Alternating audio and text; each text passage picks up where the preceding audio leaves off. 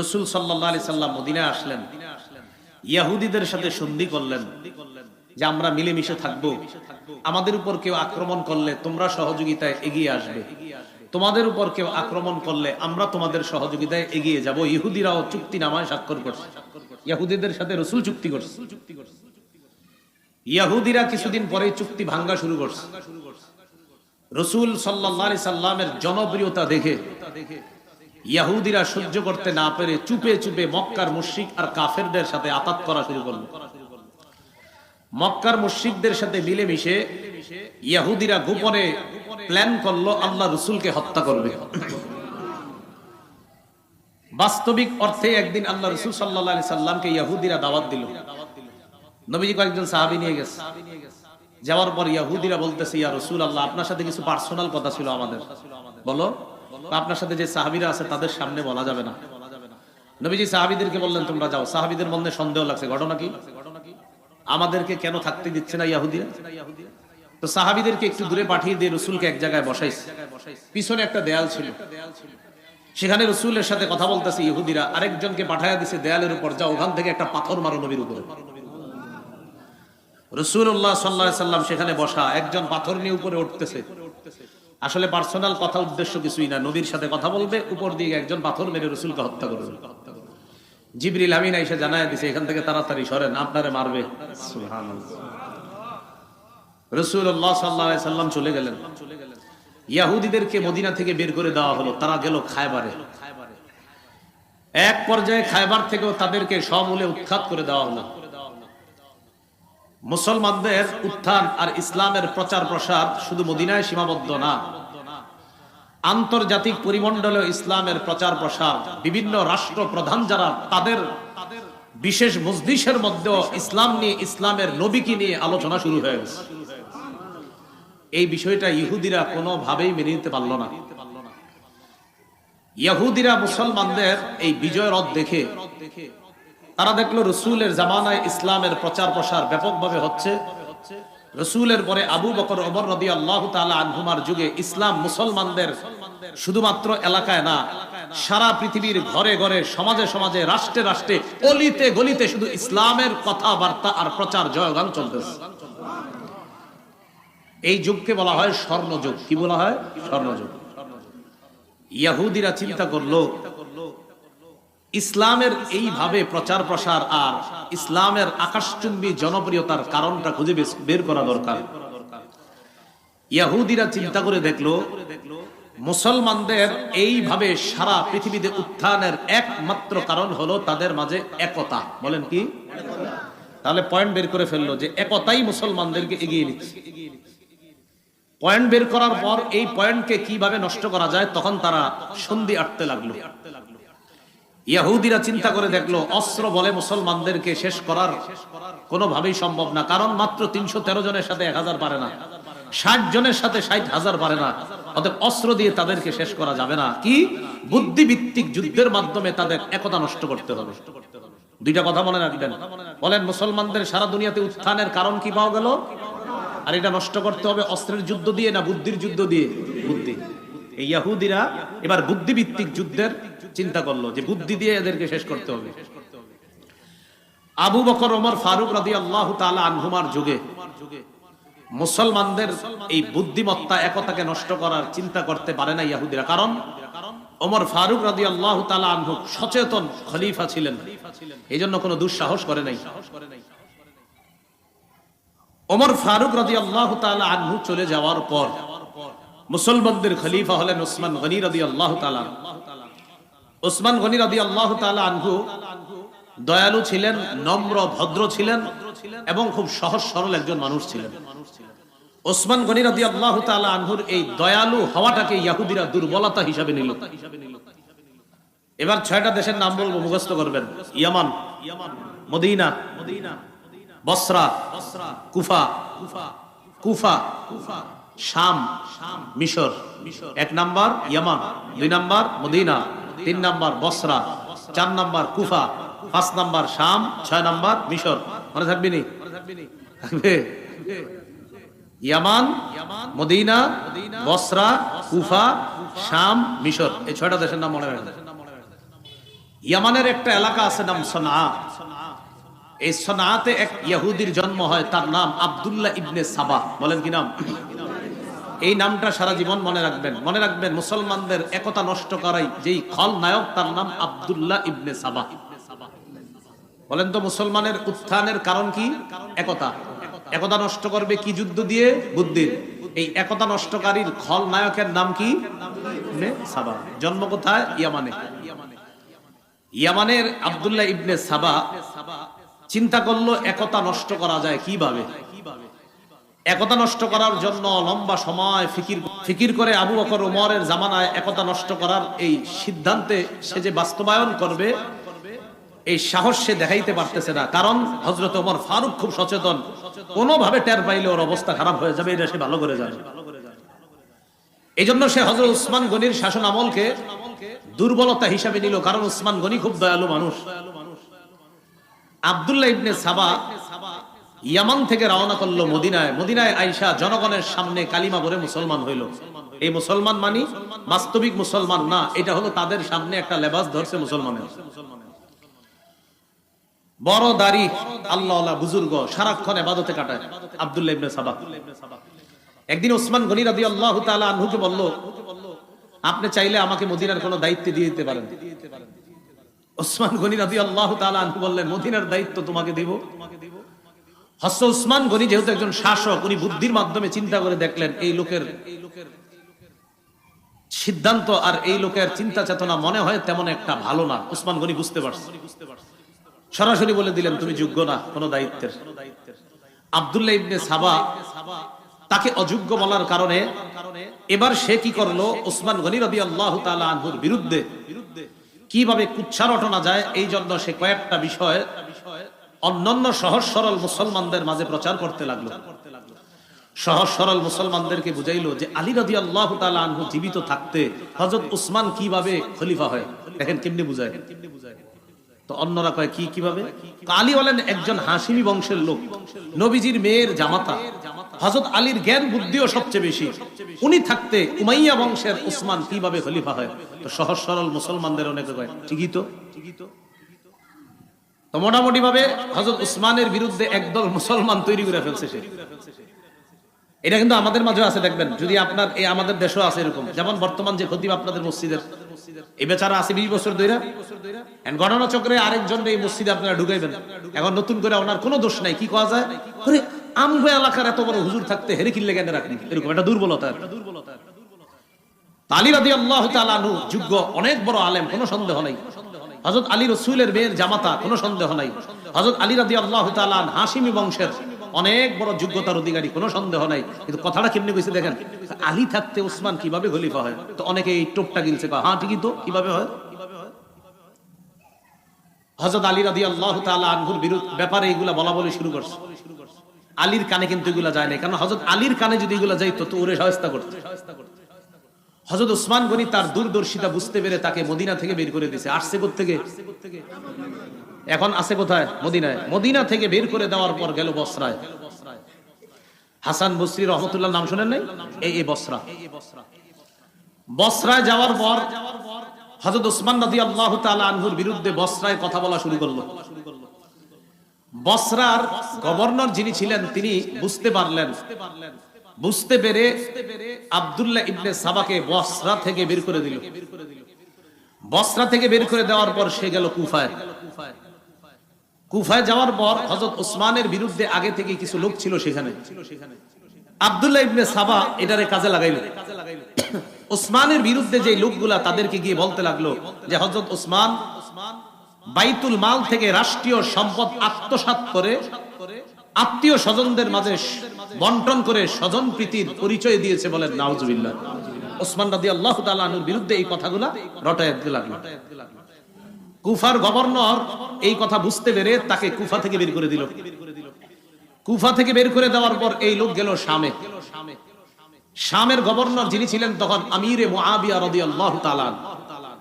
মনে রাখবেন সারা পৃথিবীতে যারা তীক্ষ্ণ বুদ্ধির অধিকারী শাসক ছিলেন তাদের মাঝে একজন ছিলেন মুআবিয়া রাদিয়াল্লাহু তাআলা। আমিরে মুআবিয়া রাদিয়াল্লাহু তাআলা আনহুর বুদ্ধিমত্তার কারণে ভয়ে সাহসও করে না আব্দুল্লাহ ইবনে সাবা যে কিছু বলবে। সে কিন্তু বড় মুসলমান হিসেবে সবার কাছে পরিচিত, মানে অনেক বড় মুসলমান, দাড়ি লম্বা টুপি সব ঠিক আছে।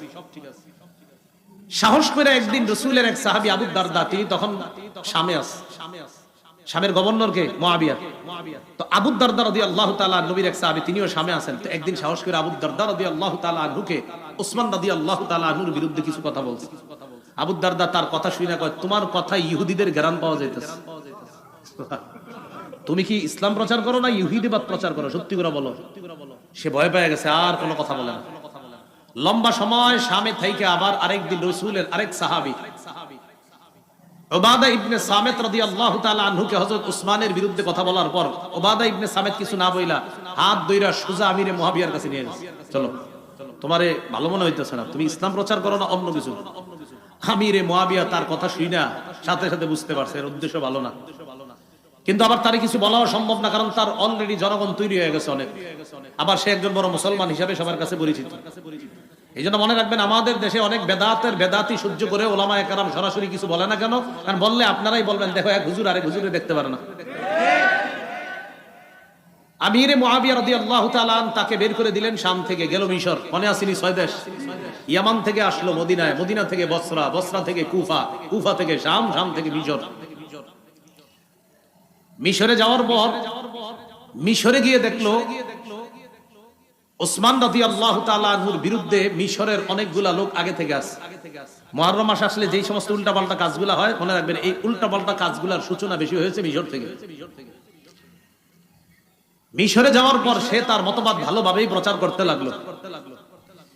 তার মিশন বাস্তবায়ন করার জন্য সে মিশরকে বেছে নিল। মিশনের জন্য মিশর, মিশর বাস্তবায়নের জন্য মিশর। লম্বা একটা সময় অতিক্রম করলো সেখানে এবং বড় একটা দল তৈরি করে ফেলছে। ততক্ষণ পর্যন্ত মিশরের গভর্নর তার দুর্বিসন্ধি বুঝতে পারে নাই। এক পর্যায়ে যখন বুঝতে পারলো, ততক্ষণে সে তার বিশাল এক জামাত তৈরি করে ফেলছে। মিশরের গভর্নর তাকে মিশর থেকে বের করে দিল। কিন্তু এবার আর সে একা না, লম্বা সময় থাকার কারণে বিশাল বড় এক বাহিনী নিয়ে সে রওনা করলো। আগে থেকে তার কিছু বাহিনী ছিল বসরায় আর কুফায়, 3 জায়গায় মোটামুটি সফল, বসরা, কুফা আর মিশর। এই 3 জায়গা থেকে তার মোটামুটি একটা দল নিয়ে রওনা করলো আবার মদিনায়। মদিনার খলিফাকে ওসমান গনি রাদিয়াল্লাহু তাআলা। মদিনায় না ঢুইকা মদিনার আশেপাশেই প্রচার চালাইতে লাগলো। হযরত ওসমানের বিরুদ্ধে কয়েকটা কথা বলতে লাগলো। মনে রাখবেন, 1, ওসমান স্বজনপ্রীতি করে, আওয়াজ দিয়ে বলেন নাউজুবিল্লাহ।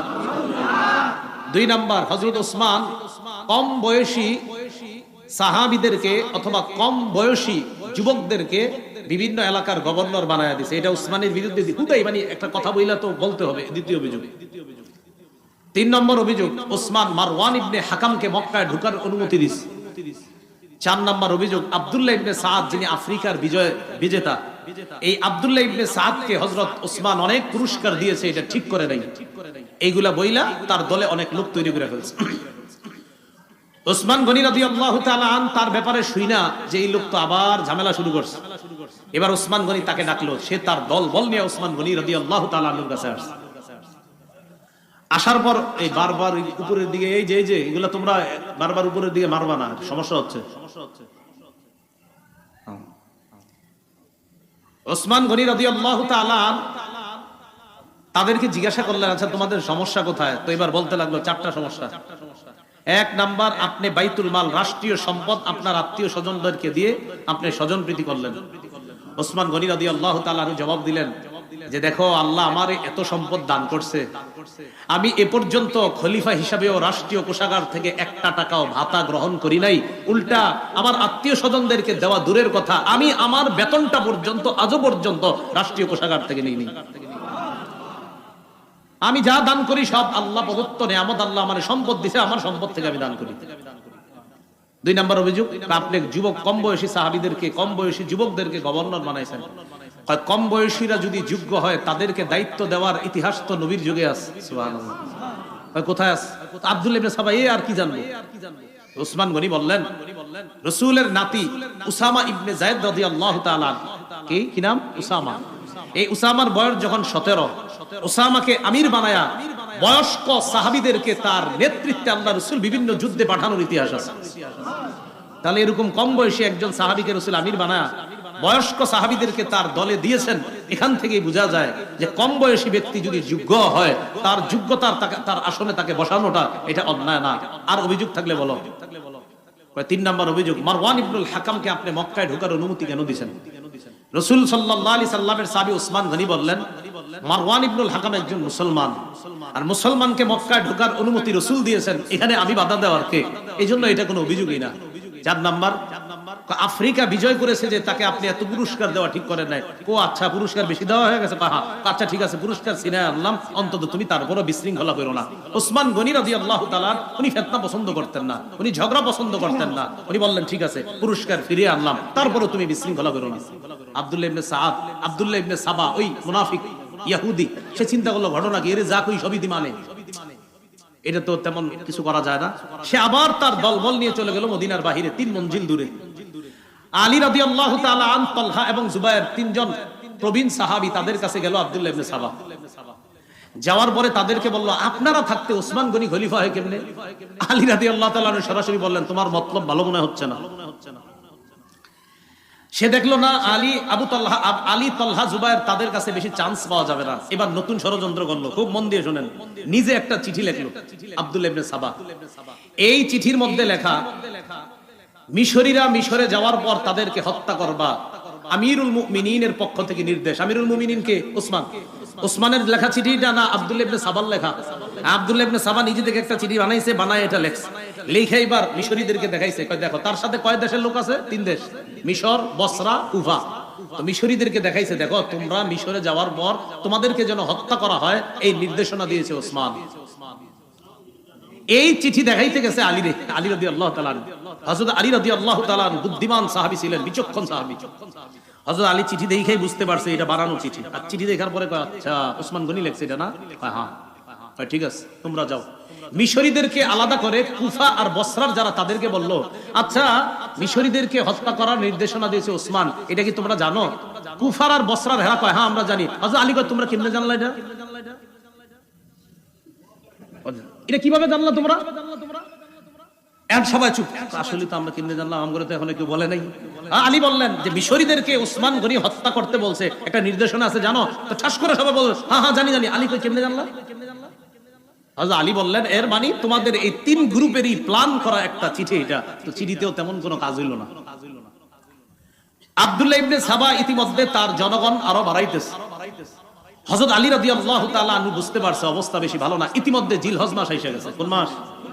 35 হিজরির জিলহজ মাস। মদিনার বড় বড় সাহাবায়ে কেরামরা হজ করার জন্য চলে গেলেন মক্কায়। আম্মা জান আয়েশা সিদ্দিকা রাদিয়াল্লাহু তাআলা আনহা, তিনিও মক্কায় গেলেন। এদিক দিয়ে মদিনা খালি, অর্থাৎ মদিনায় বড় বড় সাহাবায়ে কেরাম নাই। এই সুযোগটাকে কাজে লাগাইলো আব্দুল্লাহ ইবনে সাবা। হ্যাঁ, আলী রাদিয়াল্লাহু তাআলা, তালহা, জুবায়ের রাদিয়াল্লাহু তাআলা আনহুম, তারা ছিলেন তখনও মদিনায়। হযরত আলী অবস্থা বেগতিক দেখে চিন্তা করলেন, এই লোক আমারই নিয়ে ষড়যন্ত্র করবে। হযরত আলী তার সন্তানদেরকে, হাসান, হুসাইন, তাদেরকে দায়িত্ব দিলেন একটা। কি দায়িত্ব?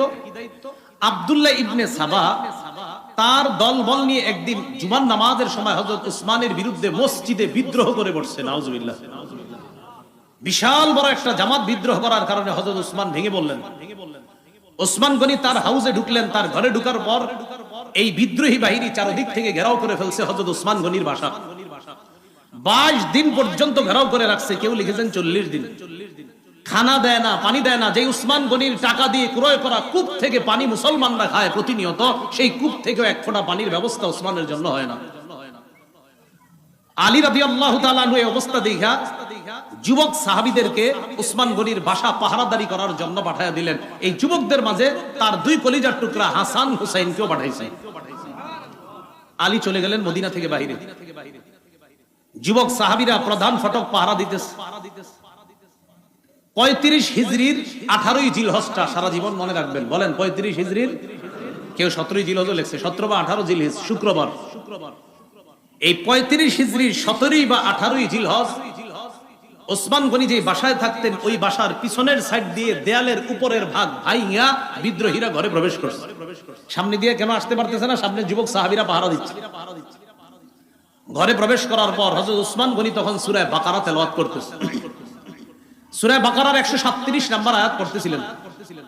ওই মুহূর্তে একজন পাপিষ্ঠ পিছন দিক থেকে হযরত উসমানের কল্লা বরাবর আঘাত করছে। হযরত উসমানের দেহ থেকে কল্লাটা আলাদা হয়ে রক্ত পড়ে সূরা বাকারার 137 নম্বর আয়াতের উপর রক্তের জিনা পড়ছে। ওই আয়াতটা হলো ফাসায়াকফিকাহুমুল্লাহ, তাদের বিরুদ্ধে আল্লাহই যথেষ্ট। এই আয়াতের অর্থ ওসমান গনি কোরআন তেলাওয়াতরত অবস্থায় শহীদ হয়ে গেলেন। তার বিবি নায়লা আক্রমণ ঠেকাইতে গিয়েছিলেন, হাতের আঙ্গুলগুলো এবং কবজি সহ হাত থেকে আলাদা হয়ে গেছে। হযরত উসমান গনিকে শহীদ করে দেওয়ার পর এই জায়গাটা মনে রাখবেন, 35 হিজরির 18 জিলহজ মুসলমানদের একতা নষ্ট হয়ে গেল। আজও পর্যন্ত সেই একতা ফিরে আসে নাই। মনে আসেনি মুসলমানদের উত্থানের কারণ কি? একতা। একতা নষ্ট করবে কি দিয়ে? বুদ্ধি দিয়ে। এই নষ্ট করে ফেলল।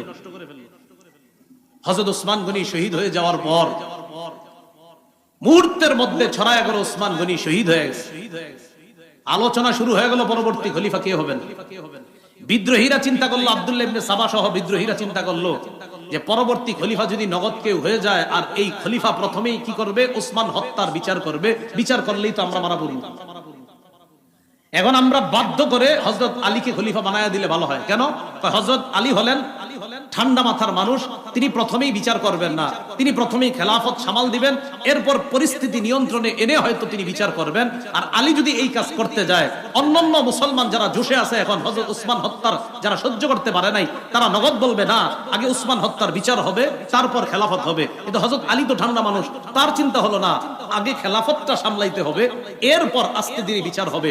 তো মুনাফিক ইহুদিরা চিন্তা করলো, এই দুই পরিস্থিতির মাঝখানে মুসলমানদেরকে যদি দাঁড় করায় দেই, এটা নতুন আরেকটা ঝগড়া লাগানো যাবে। বিদ্রোহীরা আলীর কাছে গেছে, আপনি খলিফা হইতে হবে। হযরত আলী বললেন না। হযরত আলী সরাসরি বলছে, দাউনি ওয়ালতামিসু গায়রি, আমারে ছাড়ো, আমারে ছাড়া অন্য কাউরে খলিফা বানাও। তারা আলীকে খলিফা বানাবে স্থির করলো। সাহাবায়ে কেরামের কাছে সংবাদ চলে গেল, হযরত উসমান শহীদ। আম্মা জান আয়েশা সিদ্দিকা মক্কা থেকে হজ করে মদিনায় রওনা করছে। প্রতিমধ্যে সংবাদ পেলেন হযরত উসমান শহীদ হয়ে গেছে। আম্মা জান আয়েশা সিদ্দিকা মদিনায় আসার পরিবর্তে আবার মক্কায় চলে গেলেন। কেন? মক্কায় গিয়ে আম্মা জান আয়েশা সিদ্দিকার একটাই কথা, যে উসমান হত্যার বিচার হবে আগে, এরপর খেলাফত থেকে অধিষ্ঠিত হবে এটা পরে। উসমান হত্যার বিচার হওয়ার আগে আমরা কেউ বায়াত হব না। আম্মা জান আয়েশা সিদ্দিকা এই ঘোষণা দিয়ে দিলেন। এই যে বিদ্রোহীরা আলীকে খলিফা বানায় দিয়েছে জোর করে। হযরত আলী দেখলেন, আমি যদি খেলাফত না নেই, এই মুহূর্তে এই বিদ্রোহীদের কেউ খেলাফত নিয়ে নিতে পারে। দেখছেন কিভাবে পেছটা লাগাইছে। হযরত আলীও চিন্তা করতেছে, খেলাফত না নিয়ে উপায় নাই। আবার আরেক দল সাহাবা বলতেছে, না, আগে বিচার হবে, তারপর বায়াত হবো। এইখানে আর একটা পেছ লাগাই দিয়েছে বিদ্রোহীরা। আম্মা জান আয়েশা সিদ্দিকা রাদিয়াল্লাহু তাআলা আনহার সাথে তলহা এবং জুবাইর রাদিয়াল্লাহু তাআলা মদিনা থেকে মক্কায় গিয়ে দেখা করছে। আম্মা জান, উসমান তো শহীদ হয়ে গেছে, কি করা? আম্মা জান আয়েশা সিদ্দিকা বললেন, শাহাদাতের প্ল্যান কোত্থেকে হয়েছে? কয় বসরা আর কুফা থেকে। কয় চলো বসরা আর কুফায় যাব, সেখান থেকে আমরা উসমান হত্যার বদলার প্ল্যান করব। কে বলতেছে? আম্মা জান আয়েশা সিদ্দিকা রাদিয়াল্লাহু তাআলা আনহা। তিনি চলে গেলেন, রওনা করলেন বসরা। এদিকে আলী রাদিয়াল্লাহু তাআলা আনহু যখন জানলেন যে আমার শাশুড়ি, আম্মা জান আয়েশা সিদ্দিকা রাদিয়াল্লাহু তাআলা না কি হয়, যে আম্মা জান তো রওনা করছে বসরায়, আর বসরায় এই জন্যই যাচ্ছে যে উসমান হত্যার বদলা। হযরত আলী রাদিয়াল্লাহু তাআলা চিন্তা করলেন, তাহলে আমিও বসরায় যাই, বসরায় গিয়ে আম্মা জানের সাথে কথা বলা দরকার। এদিক দিয়ে হযরত আলী রাদিয়াল্লাহু তাআলা আনহু রওনা করলেন, ওই দিক দিয়ে আম্মা জানও বসরায় রওনা করছে। বিদ্রোহীরা চিন্তা করলো, সর্বনাশ, বসরায় গিয়ে যদি দুই দলের মাঝে মিটমাট হয়ে যায়, বিপদে পড়বো আমরা। কথাগুলো কি বুঝতেছেন সবাই? একদম মাথায় এদিক সেদিক নিয়েন না, খুব গুরুত্বপূর্ণ তথ্য আসবে সামনে। হযরত আলী রাদিয়াল্লাহু তাআলা আনহু বসরায় গেলেন, আম্মা জান আয়েশা সিদ্দিকা রাদিয়াল্লাহু তাআলা আনহাও গেলেন। ওইদিক দিয়ে আমিরে মুআবিয়া শাম দেশ থেকে আম্মা জানের সাথে দেখা করতে আসছে। আমিরে মুআবিয়া রাদিয়াল্লাহু তাআলা আনহুরও এক দাবি, আগে উসমান হত্যার বিচার হবে, তারপর আমরা বায়াত হব। তাহলে দাবিতে আম্মা জান আয়েশা, আমিরে মুআবিয়া তারা এক হয়ে গেলেন। আলী রাদিয়াল্লাহু তাআলা আনহু গেলেন, যাওয়ার পর আম্মা জান আয়েশা রাদিয়াল্লাহু তাআলা আনহা এবং আমিরে মুআবিয়ার সাথে কথা বললেন যে দেখো, যদি কোনোভাবে যুদ্ধ লেগে যায় ক্ষতি হবে আমাদের, তাই কোনো যুদ্ধ চাই না, আমাদের মাঝে মীমাংসা হয়ে যাক। আম্মা জান আয়েশা সিদ্দিকা রাদিয়াল্লাহু তাআলা আনহা প্রস্তাব দিয়ে দিলেন, আমিরে মুআবিয়া তারা উভয় প্রস্তাব দিলেন। একটাই প্রস্তাব, আপনি মদিনায় ফিরে গিয়ে প্রথমে বিদ্রোহীদের বিচার করবেন, তারপর আমরাই আপনার হাতে হাত রেখে আমরাই আপনার কাছে বায়াত হব। তাহলে সহজ হয়ে গেল বিষয়টা। তাহলে কি জানাইলো এই জায়গায়? আলী রাদিয়াল্লাহু তাআলা মদিনায় আসবেন, আসার পর ওসমান রাদিয়াল্লাহু তাআলা আনহুর হত্যাকারীদের বিচার করবেন, তারপর মুসলমানরা ব্যাপকভাবে হযরতে আলীর কাছে বায়াত হবে, তাকে খলিফা হিসেবে মেনে নেবে। এতটুকু বুঝছেন নি সবাই? রাতের বেলা সবাই খুশিতে ঘুমাইতেছে। খুশিতে বলতে আলী রাদিয়াল্লাহু তাআলা আনহুর সাথে যে মুসলমানরা তারাও খুশি যে হারে কোনো রক্তপাত হবে না, এটা ভালো লাগতেছে। আম্মা জানের সাথে যারা তারাও খুশি, আমির মুয়াবিয়ার সাথে তারাও খুশি যে কোনো রক্তপাত ছাড়াই মীমাংসা হয়ে গেল। আব্দুল্লাহ ইবনে সাবা তার অনুসারীদের কি নিয়ে টেনশনে পড়ে গেল, বেটা বিপদে তো আমরাই পড়ব, কি করা? রাতের বেলা একটা ঘটনা ঘটাইতে হবে। রাতে সবাই ঘুম। আব্দুল্লাহ ইবনে সাবা তার অনুসারীদেরকে নিয়ে আম্মাজান আয়েশা সিদ্দিকা যেই তাবুতে আম্মাজান আয়েশা সিদ্দিকা যেখানে বিশ্রাম নিচ্ছে আর আমিরে মুয়াবিয়া তাদের উপরে হামলা চালাইলো। তাদের উপরে আম্মাজান আয়েশা আমিরে মুয়াবিয়া যেখানে তাদের উপর হামলা চালাইলো। বলেন তো তাদের উপরে হামলা চালানোর পর অভিযোগের তীরটা কার উপর যাবে? হ্যাঁ, আলী রাদিয়াল্লাহু তাআলা আনহু। কোন অবস্থা না দেখে মুসলমানরা সবাই বুঝে ফেললো যে আলী রাদিয়াল্লাহু তাআলা আনহু মনে হয় আমাদের উপর আক্রমণ চালাইছে। আসলে ঘটনাটা হযরত আলী ঘটায় নাই, ঘটাইছে ওই আব্দুল্লাহ ইবনে সাবা। এজন্য সব সময় সতর্ক থাকবেন। আমি আপনার মাঝে শত্রুতা নাই, আমার আপনার মাঝে তৃতীয় পক্ষ শত্রুতা করে, এই শত্রু এখনো আছে, ইসলাম তারা মিটিয়ে দিতে চায়, এদেরকে চিহ্নিত করতে হবে সারা জীবন। সব সময় তৃতীয় পক্ষে আমাদের মাঝে ঝগড়া লাগায়। আব্দুল্লাহ ইবনে সাবা তার অনুসারী নিয়ে আক্রমণ চালাইলো। এদেরকে বলা হয় সাবাই। বলেন কি বলা হয়? সাবাই। আক্রমণ চালানোর পর বাস কে কার উপর আক্রমণ চালাইছে এটা না বুঝা কঠিন যুদ্ধ শুরু হয়ে গেল। মুসলমানরা মুসলমানের তরবারির নিচে শহীদ হওয়া শুরু হইল। মুসলমানরা মুসলমানের তরবারি। আলী রাদিয়াল্লাহু তাআলা আনহু তো জানেন যে এই যুদ্ধ তো, এই আক্রমণ তো আমাদের পক্ষ থেকে হয় নাই, কিন্তু এখন যতই বলবে বোঝানো যাবে না। আম্মাজান যেই ওটের উপরে ছিল, এই ওট বরাবর একটা তীর মারছে। আম্মাজানের ওট পড়ে গেছে, তো আম্মাজান বসে গেছে, যুদ্ধ থেমে গেছে। আম্মাজান যতক্ষণ ছিল ওটের উপরে ততক্ষণ যুদ্ধ চলছে। হ্যাঁ, আম্মাজান এখনো আছে। তো তৎকালীন নিয়ম ছিল যে যিনি প্রধান থাকে তিনি যখন আপনার বসে যায় তখন এমনি যুদ্ধ থেমে যায়। তো আম্মাজান আয়েশা সিদ্দিকা ওটের উপর ছিল, এটাকে বলা হয় জামাল। এই জন্য এই যুদ্ধটার নাম জঙ্গে জামাল বা ওটের যুদ্ধ বা উষ্টির যুদ্ধ। আম্মাজান যখন নামলেন, আমিরে মুয়াবিয়া আম্মাজান আর আলী তাদের মাঝে কথা, আম্মাজান আমরা তো কেউ আক্রমণ করি নাই, তাদের মাঝে ভুল বুঝাবুঝিতে হয়ে গেছে, তখন বুঝে আসছে। তো বুঝে এসে লাভটা হলো কি, এর আগে মুসলমানদের প্রচুর পরিমাণ শহীদ হয়ে গেছে। এমনকি তলহা আর জুবাইর রাদিয়াল্লাহু তাআলা আনহু বড় বড় দুই সাহাবী তারাও শহীদ হয়ে গেছে এই রাতে। হযরত তলহা রাদিয়াল্লাহু তাআলা আনহু লাশ দেখা আলী রাদিয়াল্লাহু তাআলা আনহু বলতেছিলেন, আহারে আল্লাহ রাসূল রে, কত যুদ্ধে এই তলহা প্রাচীর হয়ে কাফেরদের থেকে রক্ষা করেছে, আজকে সেই তলহা আমাদের ভুল বুঝাবুঝির কারণে শহীদ হয়ে গেল। আম্মাজান চলে গেলেন মক্কায়। এদিক দিয়ে আলী রাদিয়াল্লাহু তাআলা আনহু কিছুদিন কুফায় অবস্থান করতেছে। এই বসরা কুফা এর মাঝামাঝি আলী রাদিয়াল্লাহু তাআলা অবস্থান করা অবস্থায় হযরত আমিরে মুয়াবিয়ার বিরুদ্ধে আলী রাদিয়াল্লাহু তাআলা আনহুর একদল বুঝাইতে লাগলো যে আমিরে মুয়াবিয়া কিন্তু আপনার বিরুদ্ধে ষড়যন্ত্র করতেছে, মিথ্যা কথা। এটা কারা? ওই সাবাই গোষ্ঠী। আলী রাদিয়াল্লাহু তাআলা আনহু কি করলেন? আমিরে মুয়াবিয়াকে শামের গভর্নর পদ থেকে হটায়া দিলেন। এটা আবার আমিরে মুয়াবিয়া রাদিয়াল্লাহু তাআলা আনহু মনে করলেন যে আলী রাদিয়াল্লাহু তাআলা আনহু কেন করলেন? আসলে ঘটনাগুলো ঘটাইতেছে তৃতীয় পক্ষ বারবার। মুয়াবিয়া রাদিয়াল্লাহু তাআলা আনহু আলী রাদিয়াল্লাহু তাআলা আনহুর বিরুদ্ধে যুদ্ধ করার জন্য তৈরি। আলী রাদিয়াল্লাহু তাআলা আনহু প্রতিহত করার জন্য রওনা করছে। ইরাক এবং বসরার মাঝখানে একটা জায়গার নাম সিফফিন। এই সিফফিন নামক জায়গায় দুই দল মুসলমানের মাঝে তুমুল লড়াই হলো। দীর্ঘ 2 মাস পর্যন্ত লড়াই হলো। শুধু 70,000 মুসলমান শহীদ হলো। কয় হাজার?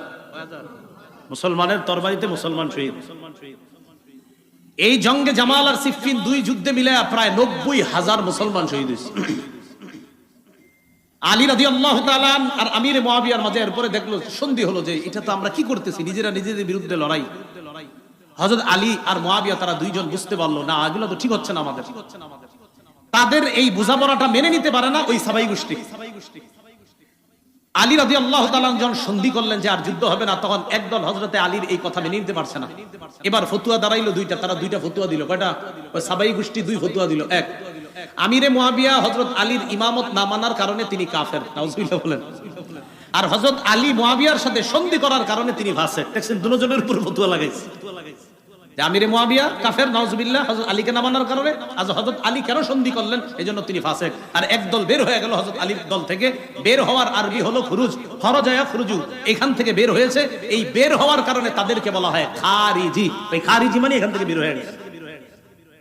তাহলে সাবাইদের থেকে আরেকটা দল বের হয়ে গেল, এরা হয়ে গেল খারিজি। খারিজিরা বের হয়ে যাওয়ার পর তাদের ফতোয়া আমিরে মুয়াবিয়া কাফের, নাউজুবিল্লাহ। বড় দুঃখজনক বিষয়, বর্তমান যুগের অনেক মুসলমানও এটা মনে করে আমিরে মুয়াবিয়া কাফের। 3 বার নাউজুবিল্লাহ বলেন। হ্যাঁ, আমিরে মুয়াবিয়াকে কি বলে? কাফের। নাউজুবিল্লাহ। রাসূলের একজন জান্নাতি সাহাবীকে বলে কাফের। রাসূল সাল্লাল্লাহু আলাইহি সাল্লাম বলছেন, আমার উম্মতের যে দলটা প্রথম নৌপথে লড়াই করবে তারা জান্নাতি। আমিরে মুয়াবিয়া ওই সাহাবী যিনি নৌবহর তৈরি করেছিলেন এবং রোমকদের নৌবহরকে শোচনীয়ভাবে পরাজিত করেছিলেন যে সাহাবী, তিনি আমিরে মুয়াবিয়া রাদিয়াল্লাহু তাআলা। তাহলে একজন জান্নাতি সাহাবীকে কাফের বলা, এটা কি মুসলমানরা যারা আমরা কাফের বলবো, এটা কি আমাদের সওয়াব হবে না গুনাহ হবে? অন্যায়, শুধু গুনাহ না, বড় গুনাহ। আল্লাহ আমাদেরকে হেফাজত করেন। আমিরে মুআবিয়া রাদিয়াল্লাহু তাআলা আর আলী রাদিয়াল্লাহু তাআলা আনহুর মাঝে এই সাবাই আর খারিজিরা আপনার একটা দ্বন্দ্ব লাগায়া দিল। এবার হযরত আলী রাদিয়াল্লাহু তাআলা আনহু কোনোভাবে শাসন ভাগটা রক্ষা করার জন্য তিনি তখন মদিনা থেকে ইসলামী খেলাফতটাকে নিয়ে গেল কুফায়। কোথায়? কুফায়। এখন মুসলমানদের ইসলামী খেলাফত পরিচালনা হয় কুফা থেকে। এই যে মদিনা থেকে ইসলামী খেলাফত বের হলো, আর অদ্যাবধি পর্যন্ত ইসলামী খেলাফত আর মদিনায় আসেনি।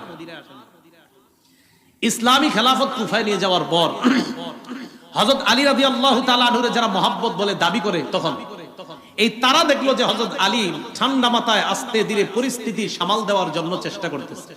এই পরিস্থিতি সামাল দেওয়ার চেষ্টাটাকে তারা ভালোভাবে নেয় নাই। একদল তারা কি করলো, খারিজিরা হযরত আলীর বিরুদ্ধে লড়াই করার জন্য তৈরি। নাউজুবিল্লাহ। হযরত আলীর মহব্বতের লোকেরা আলীর বিরুদ্ধে যুদ্ধ করবে। যুদ্ধ হলো, যুদ্ধে খারিজিরা শোচনীয়ভাবে পরাজয় বরণ করলো।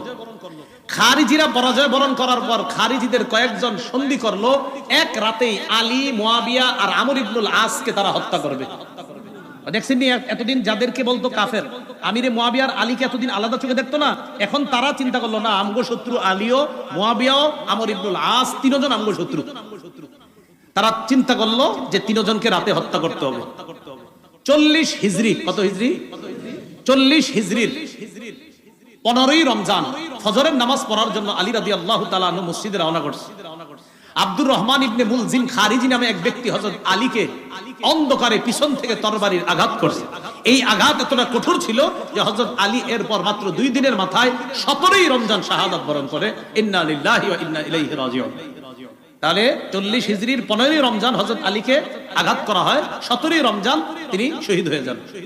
আমিরে মুয়াবিয়াকে ওই রাতে আঘাত করা হয়েছে, কিন্তু তিনি প্রতিহত করতে পেরেছিলেন, তাকে তেমন ক্ষতি করতে পারে নাই। আমর ইবনুল আস ঘটনাচক্রে ওই রাতে নামাজে না বের হয়ে আরেকজনকে পাঠাইছিলেন। একজনকে পাঠানোর কারণে ওই ব্যক্তি অন্ধকারে মনে করছে এটাই মনে হয় আমর ইবনুল আস, এরে মারছে। তখন আমর ইবনুল আসের পরিবর্তে ওই ব্যক্তি নিহত হয়ে গেছে, শহীদ হয়ে গেছে। তাহলে এক রাতে 3 জনের উপর হামলা চালানো হয়েছে। কেউ বলেন ভিন্ন রাতেই হামলা চালাইছে, হামলায় 2 জন শহীদ। এর মধ্যে হযরত আলী শহীদ হলেন, আমিরে মুয়াবিয়াকে হামলা চালানো হয়েছে, তিনি শহীদ হননি। আমর ইবনুল আস মনে করে আরেকজনকে হামলা চালানো হয়ে গেছে, তিনি শহীদ হয়ে গেছেন। হযরত আলী শহীদ হয়ে যাওয়ার পর খেলাফতের দায়িত্ব ভার আসে হযরত হাসান রাদিয়াল্লাহু তাআলা আনহুর কাছে। হযরত আলীর ছেলে হাসান রাদিয়াল্লাহু তাআলা। হযরতে হাসান খেলাফত নেওয়ার পর তিনি চিন্তা করলেন যে মুসলমানের এই খেলা এই কতদিন চলবে। আর হযরত হাসানের ব্যাপারে আল্লাহ রাসূল বুখারীর বর্ণনা আছে, বলেছিলেন আমার এই নাতি, এবার বলছে আমার এই নাতি, আমার এই সন্তান বলছে আমার এই নাতি এত মহব্বতের, এত আমার এই নাতির মাধ্যমে আমি আশাবাদী আল্লাহ 2টা দলের মধ্যে চলমান বড় ফিতনাকে আল্লাহ রক্ষা রহিত করে দিবেন। রাসূল জীবদ্দশায় বলেছিলেন আমার এই নাতির মাধ্যমে। হযরত হাসান খেলাফত পাওয়ার পর 5-6 মাস কম বেশি হবে খেলাফতে অধিষ্ঠ থাকার পর হযরত হাসান নিজে গিয়ে আমিরে মুয়াবিয়াকে বললেন, চাচা আর কতদিন এগুলা চলবে, আমি আপনাকে যথেষ্ট যোগ্য মনে করতেছি, তাই খেলাফতের দায়ভার আপনাকে দিয়ে মুসলমানদের মাঝে এই বড় ফিতনা আমি রহিত করতে চাই। হযরত হাসান আমিরে মুয়াবিয়ার হাতে খেলাফতের দায়িত্ব দেওয়ার পর কিছুদিনের মধ্যে সারা পৃথিবীর মুসলমানদের মাঝে আবার শান্তির সুবাতাস বওয়া শুরু হলো। আমিরে মুয়াবিয়ার জামানায় ইসলাম আবার চতুর্দিকে ছড়ায় পড়া শুরু করলো। সুবহানাল্লাহ। আফগানিস্তানের কান্দাহার, কাবুল, বেলুচিস্তান, পাকিস্তানের লাহোর পর্যন্ত ইসলামের বিজয় পতাকা উড়ে শুরু করলো পাকিস্তান। আমিরে মুয়াবিয়ার জামানায় আফ্রিকার পুরো অঞ্চলগুলো, কঠিন কঠিন যে অঞ্চলগুলো যেখানে ইসলাম প্রচার করাটা কষ্ট ছিল, এই অঞ্চলগুলো আল্লাহ বিজয় দান করলেন। তো বেলুচিস্তান, পাকিস্তানের লাহোর, আফগানিস্তানের কাবুল, কান্দাহার, এগুলা সহ আপনার সুদূর মিশর থেকে মক্কা পর্যন্ত আপনার ইসলামের জয় জয়কর অবস্থা যখন এইভাবে চলতেছিল, খুব সুন্দর চলতেছে। হযরত হাসান রাদিয়াল্লাহু তাআলা 49 অথবা 50 হিজরিতে হযরত হাসান ইন্তেকালের পর কুফার কিছু জনগণের মাঝে আবার শয়তান সাবাই গোত্ররা খোঁচা শুরু করছে। আপনার 41 হিজরি থেকে মোটামুটি আবার সুবাতাস ইসলামের। হযরত হাসান যখন আমিরে মুয়াবিয়ার হাতে খেলাফত দিয়ে দিল, আবার সুন্দর চলতেছে। তো হযরত হাসান ইন্তেকাল করছে 49 বা 50 হিজরিতে। কুফার কিছু লোক ওই সাবাই বা ওই শিয়া বা খারিজিদের চক্রান্তে আবার খোঁচানো শুরু করছে। কয় কি? কয় যেহেতু হাসান মারা গেছে, এক কাজ করা দরকার। কি? হুসাইনকে আমরা চিঠি পাঠাই যে আপনি খেলাফতের যোগ্য, আপনি আসেন। হযরত হুসাইনকে চিঠি লেখা শুরু করছে, হুসাইন আপনার মতো এরকম মানুষ থাকতে মুয়াবিয়া কি কেন খলিফা হবে? ওই আবার আগের ষড়যন্ত্র, ওই সেই আলীকে যে কথাটা বলছিল আপনি থাকতে উসমান কেন খলিফা হবে, মনে আসেনি এই কথা? আবার হযরত হুসাইন ভালোভাবে বুঝতে পারছে, কয় এই জাতীয় উল্টাপাল্টা কথা আর লেখবা না। আমিরে মুয়াবিয়া তিনি যোগ্য। হযরত হুসাইন এই কথার তেমন কোনো গুরুত্ব দেয় নাই, তাহলে তেমন কোনো কাজ করতে পারে নাই। 49 বা 50 হিজরিতে আমিরে মুয়াবিয়ার শাসন ক্ষমতা চলতেছে 60 হিজরি পর্যন্ত চললো। কয় হিজরি? 60 হিজরি। 60 হিজরি পর্যন্ত শাসন ক্ষমতা চলার পর আমিরে মুয়াবিয়া যখন মুমূর্ষু অবস্থা, চিন্তা করলেন কি করা যায়। ওই যে মুসলমানদের খলিফা নির্বাচনের পদ্ধতি চারটার একটা হলো পরবর্তী খলিফার নাম ঘোষণা করা। আমিরে মুয়াবিয়া ইজতিহাদ করে দেখলেন যে আমার পরে খলিফা কাকে বানানো যায়। তো তিনি দেখলেন যে আমার পরে খলিফা হিসেবে যোগ্য আমার ছেলে ইয়াজিদ। আমিরে মুয়াবিয়া দেখলেন। উলামায়ে কেরাম, ফুকাহায়ে কেরাম বলেন যে দেশ চালানোর যোগ্যতা আসলেই ইয়াজিদের ছিল। কি চালানো? কিন্তু তাকওয়া বা খোদাবিরুতা এই দিক দিয়ে হযরতে হুসাইন, আব্দুল্লাহ ইবনে ওমর, আব্দুল্লাহ ইবনে জুবায়ের, আব্দুল্লাহ ইবনে আব্বাস, আব্দুর রহমান ইবনে আবু বকর তখনও দুনিয়াতে জিন্দা। তাকওয়া খোদাবিরুতায় যে তারা শ্রেষ্ঠ, এতে কোনো সন্দেহ নাই। কিন্তু দেশ পরিচালনার যোগ্যতা যে ইয়াজিদের ছিল, এটা উলামায়ে কেরামও স্বীকার করে। তবে তাকওয়া খোদাবিরুতায় কারাই গিয়ে? হুসাইন, আব্দুল্লাহ ইবনে ওমর, আব্দুল্লাহ ইবনে জুবায়ের, আব্দুল্লাহ ইবনে আব্বাস তারাই গিয়ে। আমিরে মুয়াবিয়া বড় বড় সাহাবী তাবিঈদের সাথে পরামর্শ করছে, আমি ইয়াজিদকে খেলাফতের দায়িত্ব দিতে চাই, আপনারা কি বলেন? তো তারা বলল, হ্যাঁ, দেশ পরিচালনায় ইয়াজিদকে দিতে পারেন। ততদিন পর্যন্ত ইয়াজিদের থেকে কোনরূপ খারাপ কিছু প্রকাশ পায় নাই। তো আমিরে মুয়াবিয়া পরবর্তী খলিফার নাম ঘোষণা করে গেছে। আমিরে মুয়াবিয়ার সম্পর্কে ইয়াজিদ কি হয়? ছেলে। হ্যাঁ, ছেলে। ইয়াজিদ যে খেলাফতের যোগ্য না, এই কথাটা হুসাইন রাদিয়াল্লাহু তাআলা আনহু সহ সাহাবায়ে কেরাম কেউ অস্বীকার করে নাই, যোগ্য না। তবে হুসাইন রাদিয়াল্লাহু তাআলা আনহু চেয়েছেন না, বাপের ছেলে খলিফা হবে, এই পন্থাটা বের রহিত হওয়া দরকার। এটা যদি প্রতিষ্ঠিত হয় তো দুনিয়াতে দেখা যাবে বাবার অযোগ্য ছেলেরাও খলিফা হওয়া শুরু হবে। এটা হুসাইন রাদিয়াল্লাহু তাআলা আনহু ছিলেন না, বাপের ছেলেই খলিফা হতে হবে, এই নিয়ম পদ্ধতিটা এটা দুনিয়া থেকে উঠে যাওয়া দরকার। এটা না উঠলে খালি বাপের ছেলেরা যদি খলিফা হতে থাকে, অযোগ্যরাও খলিফা হয়ে যাবে। এটা হুসাইন রাদিয়াল্লাহু তাআলা আনহুর চিন্তা, সঠিক চিন্তা। ইয়াজিদকে খলিফা নাম ঘোষণা করার পর 60 হিজরির 4 রজব আমিরে মুয়াবিয়া রাদিয়াল্লাহু তাআলা আনহু ইন্তেকাল করলেন, দুনিয়া থেকে বিদায় নিলেন।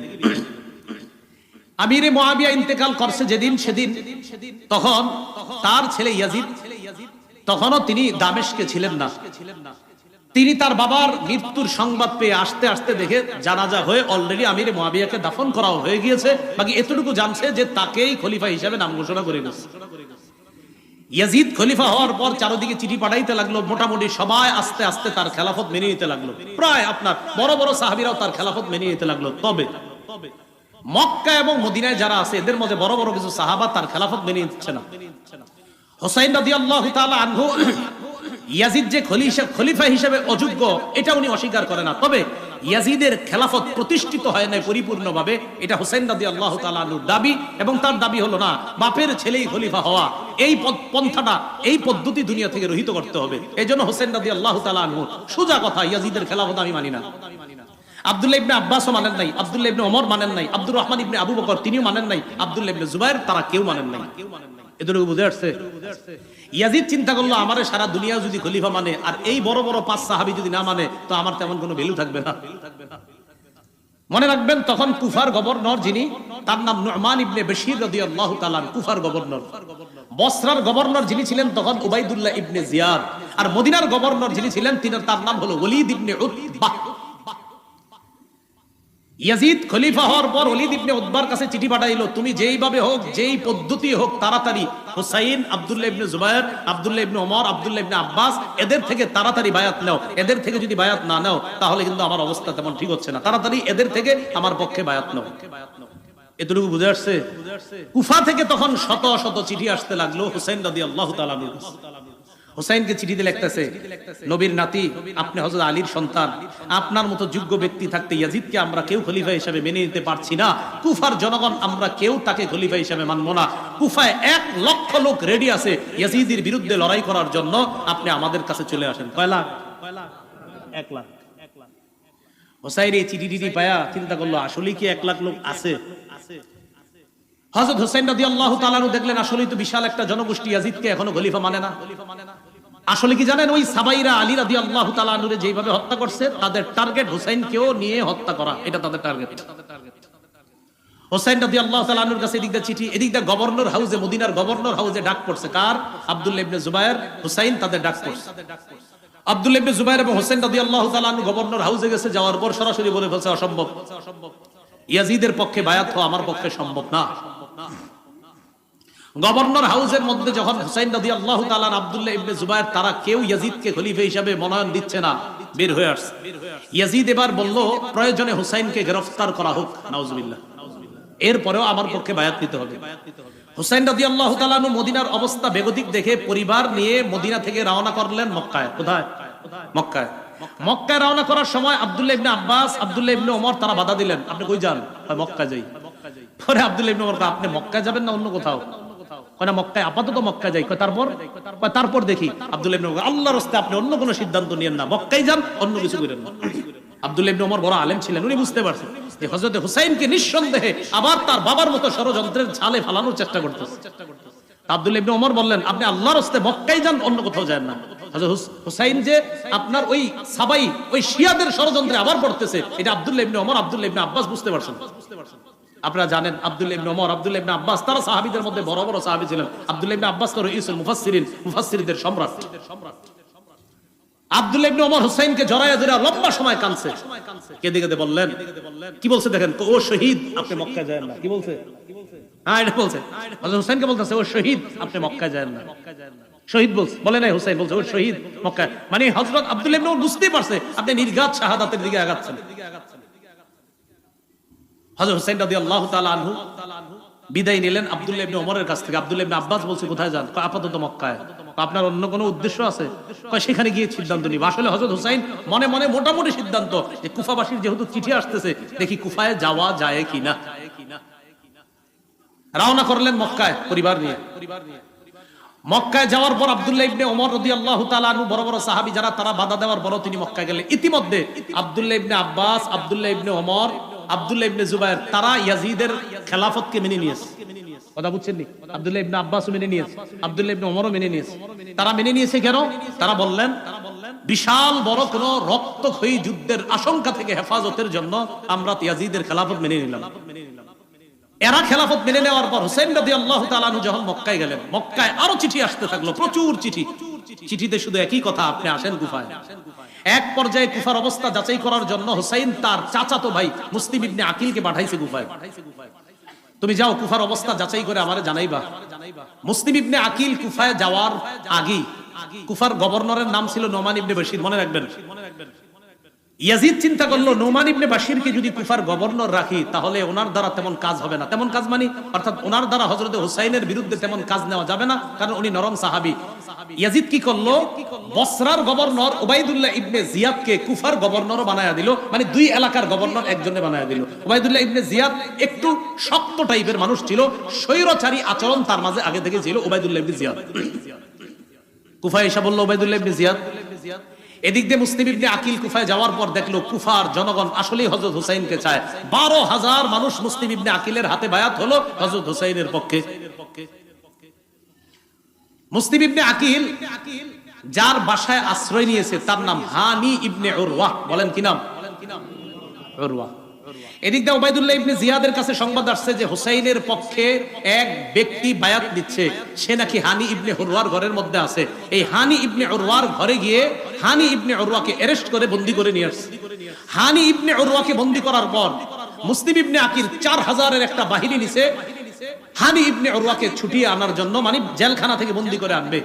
জেলখানা থেকে বন্দী করে যখন আনার জন্য গেছে, যে যাওয়ার পর 4000 ওই মানুষ যাদেরকে নিয়ে গেছে এদের মা বোন ভাইয়েরা আইসা এদেরকে বুঝাইতে লাগলো, এই তোরা থাকিস না, এখান থেকে চল, যে যার যার মতো চল। এই কথা বইলা যখন নিয়ে গেছে হযরত মুসলিম ইবনে আকিল পিছনে তাকায় দেখে আর আছে 60 জন। কয়জন ছিল? কয় হাজার আছে? কয়জন? একটু পরে দেখে 50 জন, একটু পরে দেখে 30 জন আছে, একটু পরে দেখে উনি ছাড়া আর কেউ নেই। এই যে জি, ইহাকেই শিয়া বলা হয়।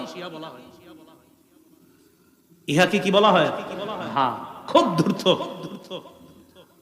মুসলিম ইবনে আকিল একা একা রাস্তায় পথ চলতেছে, কই যাবে কি করবে কিচ্ছু বুঝতেছে না। হঠাৎ এক বাসার সামনে গিয়ে দেখে এক মুরব্বী মহিলা, তার নাম লেখছে অনেকে তোয়াওয়াহ, তোয়াওয়াহ কেউ লেখছে, আর অন্য নামও লেখছে। এই মুরব্বী মহিলাকে, কে তুমি? তিনি বললেন, দেখেন আমি অপরিচিত একজন, এই শহরে আমি অপরিচিত, আমি জানি না কোথায় থাকবো, আমার প্রতি একটু দয়া করবেন। আমি হযরত হুসাইন রাদিয়াল্লাহু তাআলা আনহুর একজন দূত হিসেবে আসছিলাম, আমার একটু আশ্রয় দেন। তিনি তাকে ঘরে আশ্রয় দিলেন। তার ছেলে আবার বাহির থেকে আইসা জানতে পারছে আমাদের ঘরে একজন মেহমান আছে, দেখে কি আম্মা আপনার ওই চুপে চুপে ওই মেহমানকে খানা পৌঁছায়, পানি পৌঁছায়। ছেলে সন্দেহ করলো আম্মা কাকে খানা দেন, এক পর্যায়ে বলতে বাধ্য হয়েছে যে এক ব্যক্তি আমগো ঘরে আশ্রয় নিছে। গিয়ে দেখে এই সেই ব্যক্তি, তার নাম মুসলিম ইবনে আকিল, যাকে গ্রেফতারি পরোয়ানা পুরা কুফার মধ্যে চলছে। ওবাইদুল্লাহ ইবনে জিয়াদকে জানায়া দিল। জানায়া দেওয়ার পর মুসলিম ইবনে আকিলকে অ্যারেস্ট করছে। মুসলিম ইবনে আকিলের অ্যারেস্ট করার লম্বা হিস্টরি আছে, সেদিকে যাব না। গভর্নর হাউসের ছাদের উপর উঠায়া সেখান থেকে নিচে ফালায়া মুসলিম ইবনে আকিলকে হত্যা করছে। মুসলিম ইবনে আকিলকে হত্যা করার আগে আশআস নামে এক ব্যক্তিকে মুসলিম ইবনে আকিল কানে কানে বলছে, আহারে নবীর নাতি হুসাইনকে আমি চিঠি পাঠিয়ে দিছি কুফায় আসার জন্য, যদি পারেন মেহেরবানি করে আপনি তাড়াতাড়ি খবর পাঠান নবীর নাতি হুসাইন যেন কুফায় না আসে। খবর কিন্তু পাঠিয়ে দিছে কুফায় আসতে, এবার আবার বলছে খবর পাঠিয়ে দিয়ে বলেন যেন না আসে। ইতিমধ্যে হুসাইন রাদিয়াল্লাহু তাআলা আনহু মুসলিম ইবনে আকিলের চিঠি পায়া রওনা করে ফেলছে। রওনা করার সময় পদে পদে সাহাবায়ে কেরাম বাধা দিচ্ছে, আপনি কুফায় যায়েন না, নিরাপদ মনে হচ্ছে না। কয় কুফার জনগণ তো প্রস্তুত, আমরা বিশ্বাস করি না, আপনার বাবার সাথে এরা গাদ্দারি করছে, আপনার সাথে গাদ্দারি করবে বলে আমাদের বিশ্বাস। হুসাইন রাদিয়াল্লাহু তাআলা আনহু রওনা করলেন। প্রশ্ন জাগে, কেন রওনা করলেন? এর উত্তর হলো, হযরত হুসাইন রাদিয়াল্লাহু তাআলা আনহুর চিন্তা হলো যে আমি যদি এই মুহূর্তে কুফায় না যাই, এটা হবে একটা হাজার হাজার মানুষ আসলেই যদি ইয়াজিদের খেলাফত মেনে না থাকে তাহলে কি করা।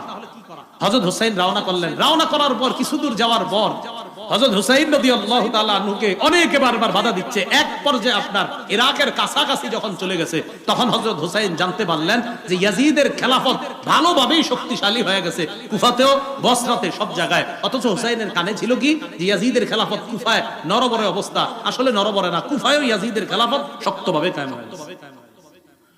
হুসাইন রাদিয়াল্লাহু তাআলা আনহু যখন গেলেন, ওবাইদুল্লাহ ইবনে জিয়াদ একটা বাহিনীকে পাঠিয়ে দিল, যে বাহিনীর প্রধানের নাম হলো ওমর ইবনে সাদ। বলেন কি নাম? কতগুলা নাম বলছি আজকে, যদিও মনে থাকবে না আপনাদের, তো যাই হোক এরপরে শুনেন আর কি করা। এই ওমর ইবনে সাদের নেতৃত্বে একটা বাহিনী পাঠিয়ে দিয়েছে হযরত হুসাইনের গতি রোধ রক্ষা করতে। মনে রাখবেন, হুসাইন রাদিয়াল্লাহু তাআলা আনহু কিন্তু জিহাদের উদ্দেশ্যে কখনোই যায় নাই সেদিকে, জিহাদের উদ্দেশ্যে যায় না। এর প্রমাণ উনি শিশু নারীদেরকে নিয়ে গেছে, আর শিশু নারীদেরকে মুসলমান কখনো জিহাদে নেয় না, উনি গেছে এমনি। যাওয়ার পর ওমর ইবনে সাদের সাথে হযরত হুসাইনের সাক্ষাৎ করার পর হযরত হুসাইন বুঝতে পারছে যে ইয়াজিদের খেলাফত প্রতিষ্ঠিত হয়ে গেছে। হুসাইন সরাসরি বললেন, ঠিক আছে আমাকে ইয়াজিদের কাছে যাইতে দাও। সুন্দর প্রস্তাব। এই ইতিহাস এই জায়গায় বলে আপনার যে হযরত হুসাইন বলছে আমাকে ইয়াজিদের কাছেই যাইতে দাও, আমি দেখি ওখানে যে ইয়াজিদের কাছে আমি নিজেকে সুপুর্দ করে দিব, আমি প্রয়োজন মাফিক ইয়াজিদের কাছে আমি প্রয়োজনে বায়াত হব, আমাকে ইয়াজিদের কাছে যাইতে দাও, সেখানে আমার তার সাথে কথা আছে। ওবাইদুল্লাহ ইবনে জিয়াদ যে কুফার গভর্নর, সে কি করলো, ওমর ইবনে সাদকে বলল হুসাইনকে যে কোনো মূল্যে গ্রেফতার করো। একটু তারা টাইপের লোক। হযরত হুসাইন যখন দেখলো না আমাকে যে কোনো মূল্যে গ্রেফতার করতে চায়, তখন তিনি তিনটা প্রস্তাব রাখলেন হযরত হুসাইন। এক, আমাকে মক্কায় ফিরে যেতে দাও, যেখান থেকে এসেছি সেখানে। দুই, আমাকে ইয়াজিদের সাথে সাক্ষাৎ করতে দাও। তিন, অথবা মুসলমানদের কোন রাষ্ট্রে চলে যেতে দাও, সেখানে অন্য সাধারণ মুসলমানদের মতো আমি জীবন যাপন করব। এই তিনটা প্রস্তাব মনে রাখবেন। হযরত হুসাইন যখন দেখলেন যে আমাকে গ্রেফতার করতেই চায় ওবাইদুল্লাহ ইবনে জিয়াদ, উনি তিনটা প্রস্তাব দিলেন। এক, ইয়াজিদের সাথে সাক্ষাৎ করতে দাও। দুই, মক্কায় ফিরে যেতে দাও। তিন, ইসলামী রাষ্ট্রের কোন সীমানায় পৌঁছায় দাও, আমি সাধারণ মুসলমানদের মতো জীবন যাপন করব। এই কথা শোনার পর ওবাইদুল্লাহ ইবনে জিয়াদ তার যে বাহিনী পাঠাইছে, ওই বাহিনীর মধ্যে প্রধান ছিল ওমর ইবনে সাদ, আরেকজনের নাম ছিল শিমার। কি নাম? শিমার। এই ওমর ইবনে সাদ এবং শিমার আরো কয়েকজন ছিল বড় বড়। শিমার ওবাইদুল্লাহ ইবনে জিয়াদকে বুঝাইলো, দেখেন শিকার হাতে পেয়ে এইভাবে হাতছাড়া করাটা ঠিক হবে না। ওবাইদুল্লাহ ইবনে জিয়াদও একটু নরম হয়েছিল, হ্যাঁ ঠিক আছে, যেহেতু রক্ত যুদ্ধ হবে না, তো রক্ত যদি না হয়, রক্ত যদি জমিনে না পড়ে, এটা তো ভালো কথা। হুসাইন যদি এমনি বায়াত হয়ে যায় তাহলে এটা খারাপ কথা না, সমস্যা কি, হোক ঠিক আছে, তাহলে তাকে ইয়াজিদের কাছে যাইতে দেই। শিমার বলল, আরে আপনি কি করতেছেন, এই শিকার যেটা পাইছেন এটা আর কখনো পাবেন না, হাত ছাড়া করেন না। ওবাইদুল্লাহ ইবনে জিয়াদ হ্যাঁ ঠিক আছে, তাই তো, তাহলে গ্রেফতার করো। হযরত হুসাইন রাদিয়াল্লাহু তাআলা 9 মুহররম কুফা থেকে আপনার শামে অর্থাৎ দামেস্কের যেখানে ইয়াজিদ আছে সেখানে যাইতে প্রায় 900 কিলোমিটারের উপরে, কয়শো কিলো, সেখানে যাইতে আপনার প্রায় 18-19 দিন লাগবে। সেখানে মাত্র 5 দিন রাস্তা অতিক্রম করার পর প্রায় 45 অথবা 72.5 কিলোমিটার রাস্তা, 45 মাইল 72.5 কিলো আর কি, মাইল আর কিলো তো আপনারা জানেন পার্থক্য আছে, 45 মাইল 72.5 কিলোমিটার অতিক্রম করার পর 10 মুহররম কারবালার প্রান্তরে গিয়ে উপস্থিত হয়, অথবা 9 মুহররম রাতের আগে সেখানে উপস্থিত হওয়ার পর ওমর ইবনে সাদের নেতৃত্বে সেখানে তাদের দলবল রেডি। হযরত হুসাইনের সাথে মাত্র 72 জন। হুসাইন রাদিয়াল্লাহু তাআলা আনহু বুঝতে পারলেন যে আমাকে কোনোভাবে ইয়াজিদের কাছে আর যেতে দেওয়া হবে না। 10ই মুহররম সকালবেলা ফজরের নামাজ, এই নামাজে ওমর ইবনে সাদ তার নেতৃত্বে দলবল নিয়ে উপস্থিত ফজরের নামাজ পড়লো। কোন কোন বর্ণনাকারী ঐতিহাসিকরা লেখছে এরাও হযরত হুসাইনের ইমামতিতে ফজর পড়ছে। হুসাইন ইমামতি করছে, ওই বিরোধী দলও তারা হযরত হুসাইনের ইমামতিতে নামাজ পড়ছে। কারবালার প্রান্তরে ফজরের নামাজের পর যুদ্ধের ঘোষণা হলো। এর আগের দিনে রাতের ব্যাপারে ঐতিহাসিকগণ কিছু কথা লেখছে। হযরত হুসাইন তাঁবুর মধ্যে ঘুমায় কিছু স্বপ্ন দেখছে, তার বোন পাশে ছিল, স্বপ্ন দেখার পর হঠাৎ উঠে উঠছে। বোন জিজ্ঞাসা করছে, ভাইজান কি হয়েছে? হযরত হুসাইন বললেন, কিছু না। আবার বলছে, কি হয়েছে? তো বললেন, অচিরে আমি আমার নানার সাথে সাক্ষাৎ করবো, অচিরে আমি আমার নানার সাথে সাক্ষাৎ করবো, ইত্যাদি আরো অনেক স্বপ্নের কথা লেখছে। বোন কান্না শুরু করছে। হুসাইন বললেন, সাবধান, আমি ইন্তেকালের পর তোমরা আমারে নিয়ে মাতম করবা না। কি করবা না? বলেন জোরে, কি করবা না? কি করতেছেন? হযরত হুসাইন বলতেছে, সাবধান, আমি ইন্তেকালের পর এই সমস্ত কিছু করবা না। বোন রে বলতেছে হুসাইন। তো হুসাইনের অনুসরণ দাবি কইরা, হযরত হুসাইনের অনুসরণ যদি করেন যে আমরা তার আশেক দাবি করে উল্টা পাল্টা যদি তাকে কেন্দ্র করে আমরা করি, এটা হযরতে হুসাইনের প্রতি মহব্বত হবে না, এটা বরং ওই সাবাই গোত্র যে মিশন বাস্তবায়ন করতে চেয়েছে ওই মিশন বাস্তবায়নের একটা প্রতিফলন এই যুগেও ঘটে। যারা হুসাইনকে কেন্দ্র করে নিজেদের শরীর রক্তাক্ত করে, শরীরের উপর জুলুম করে, এটা হুসাইনের মহব্বত পরিচয় না, বরং ওই সাবাই গোত্রের মহব্বতের পরিচয়। যারা চাইছে মুসলমান উল্টা পাল্টা করতে থাকে, নিজের বোনরে বলছে, সাবধান, কান্নাকাটি করবা না। আপন বোনরে বলে এগুলো করবা না, আমার ইন্তেকালের পর উল্টা পাল্টা কিছু করবা না, একদম স্পষ্ট আল বিদায় নেহার বর্ণনা। 10ই মুহররম কারবালার প্রান্তরে লড়াই শুরু। লড়াইয়ে আপনার নু'মান ইবনে বশীর রাদিয়াল্লাহু তাআলা আনহু সেখানে এসেছিলেন। না, নু'মান ইবনে বশীর না, আপনার ওই প্রান্তরের মধ্যে হুর ইবনে জিয়াদ তিনিও এসেছিলেন। এই হুর ইবনে জিয়াদ যখন দেখলেন নবীর নাতির বিরুদ্ধে আমরা অস্ত্র উঠেই দিয়েছি, অনেক মায়া লেগে গেছে, তিনি জোরে একটা চিৎকার দিলেন, এই তোমরা কার বিরুদ্ধে লড়াই করতেছো? এ তো মুহাম্মদ সাল্লাল্লাহু আলাইহি সাল্লামের নাতি। উনি তার দল ছেড়ে হযরত হুসাইনের দলে যোগ দিয়েছে কয়েকজন নিয়ে। তো তিনিও লড়াই করতে করতে শহীদ হয়ে গেছে। হযরত হুসাইনের সাথে যারা ছিল আস্তে আস্তে সবাই শহীদ হয়ে গেছে। হযরত হুসাইনের সন্তান আব্দুল্লাহ, আরে নাবালেগ শিশু বাচ্চা, এই বাচ্চাটাকে শহীদ করে দেওয়া হয়েছে। হযরত হুসাইন একা কারবালার প্রান্তরে। কারবালায় হযরত হুসাইন যখন একা, বিপরীত পক্ষ সৈন্য যারা, তাদের মাঝে কেউ সাহস করতেছে না হযরত হুসাইনকে হত্যা করার জন্য। হযরত হুসাইনের ব্যাপারে ঐতিহাসিকগণ লেখছেন, উনি যখন একা লড়াই করতেছিলেন মনে হচ্ছিল যেন হাজারো যোদ্ধার শক্তি নিয়ে লড়াই করতেছিলেন একা। তো এক পর্যায়ে উনি নিস্তেজ হয়ে এক জায়গায় বসা, কেউ তার উপরে তরবারি উঠানোর জন্য সাহস করতেছে না, কারণ প্রত্যেকের চিন্তা যে আমার তরবারি দ্বারা যেন নবীর নাতির শহীদ না হয়। প্রত্যেকের যে না, ও মা, আমার তরবারি যেন নবীর নাতির উপরে না পড়ে, প্রত্যেকে এই ভয় পাইতেছে যে না আমি না। আরেকজন কয়, আরে তুমি করো, এই প্রত্যেকে বলতেছে না অন্যজন। সীমার চিন্তা করে দেখলো ঘটনা কি, কেউ হত্যা করতেছে না কেন? হঠাৎ বললো, আচ্ছা তোমরা দুশমনের উপর অস্ত্র চালাচ্ছ না কেন? সীমারের এই কথা শুই না, আরেকজনের নাম সিনান। এই সীমারের কথায় সিনান, কেউ কেউ আরেকজনের নাম লেখছে আপনার, তারা দুইজনে মিলে একজন অস্ত্রের আঘাত করছে, আরেকজন বর্ষার আঘাত করে হযরত হুসাইনের দেহ থেকে, কল্লা থেকে মস্তক আলাদা করে দিয়েছে। কারবালার প্রান্তরে হযরত হুসাইন রাদিয়াল্লাহু তাআলা আনহু শহীদ হয়ে গেলেন কারবালার প্রান্তরে। হযরত হুসাইন রাদিয়াল্লাহু তাআলা আনহুর শাহাদাত এটা কেন্দ্র করে আমরা যে বিষয়গুলো বুঝি যে সর্বশেষ তিনি চেয়েছিলেন ইয়াজিদের সাথে দেখা করার জন্য, তিনি মক্কায় ফিরে যেতে চেয়েছিলেন, তিনি চেয়েছিলেন ইসলামী কোন রাষ্ট্রে চলে যাওয়ার জন্য। এই জায়গায় খলনায়ক হিসেবে যাদেরকে দাঁড় করানো যায়, উল্লেখযোগ্য একজন উবাইদুল্লাহ ইবনে জিয়াদ, সিনান তাদেরকেও দাঁড় করানো যায়। আর ইয়াজিদের সেই ঘোষণা যে উবাইদুল্লাহ ইবনে জিয়াদকে বলেছিল যে শোনো, আমার বিরোধিতা যেই করবে তাকে অ্যারেস্ট করবা, তাকে গ্রেফতার করবা, যাকে আমার বিরুদ্ধে বাবা তাকে অ্যারেস্ট করবা। এই ঘোষণাটাও এটা সঠিক ঘোষণা ছিল না। উবাইদুল্লাহ ইবনে জিয়াদের যে ঘোষণা যে হুসাইনকে কোনোভাবেই ইয়াজিদের কাছে পৌঁছতে দেওয়া যাবে না, এটাও ছিল অনেক বড় অন্যায়। এইভাবে আপনার মুসলমানদের এই যে রক্তে রঞ্জিত হওয়ার খেলা, সেই খেলা যে শুরু হলো, মুসলমানদের এই ইতিহাস ঐতিহ্য নষ্ট করার পিছনে মূল কারণটা কি? আমরা যে কারণটা জানলাম সেটা হলো খেলাফত ব্যবস্থাটা ধ্বংস করা। আর খেলাফত ব্যবস্থা ধ্বংস করলো কিভাবে? দেখলো মুসলমানদের একতা, এই একতা নষ্ট যারা করলো, ওই তারাই মুসলমানদের হাতে মুসলমানদের রক্ত রঞ্জিত হওয়ার ইতিহাসটা রচনা করছে। মুসলমান কখনো মুসলমানকে অস্ত্র চালাইতো না, ওই সাবাইরা এটা শুরু করলো। এইভাবে আস্তে আস্তে আপনার স্পেন শাসন করলো 800 বছর। এই স্পেনও শাসন 800 বছর করার পর মুসলমানরা এক ষড়যন্ত্রের শিকার হয়ে স্পেন হাতছাড়া করলো। ভারত উপমহাদেশ প্রায় 400 বছর শাসন করলো, এখানেও মুসলমান ষড়যন্ত্রের শিকার হলো। মূল কথা মনে রাখবেন, মুসলমান ঐক্যবদ্ধ জাতি হিসাবে থাকতে হবে। তৃতীয় পক্ষের ষড়যন্ত্রে মুসলমান যখনই কান দিবে তখন মুসলমান বিপদে পড়বে। মুসলমানদের একতা নষ্ট হয়ে গেলে তখন এই মুসলমানদের বিজয়ের পরিবর্তে পরাজয়ের গালিব গ্রহণ করতে হবে। এই জন্য আমরা সবাই আজকের ইতিহাস থেকে যে বিষয়টা জানলাম, সবচেয়ে বেশি জরুরি এখন আমাদের একতা। কি দরকার বলেন তো? একতা। একতা হবে কিভাবে? আমার পাশে আরেক হুজুরের